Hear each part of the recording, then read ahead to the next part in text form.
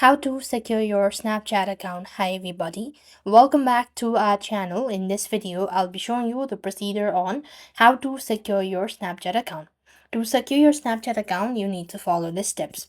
So what here you need to do is actually open up your Snapchat application and log in. After which, you want to click on the Bitmoji icon from the top right. Now, there are ways to secure your account. So what here you could actually do is, first of all, you could simply go ahead and secure or set up two-factor authentication.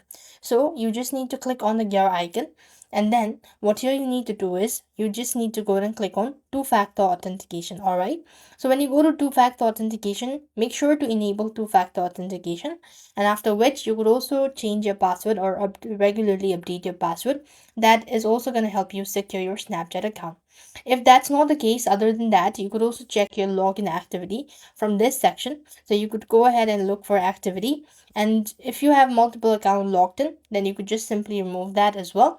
And next, what you could also do is try to be or make sure not to click on any sort of links or any sort of request from any stranger. That can also help you secure your Snapchat account. So that's it. I hope the video was helpful. Make sure to like, share, and subscribe. Thank you for watching. See you in the next video.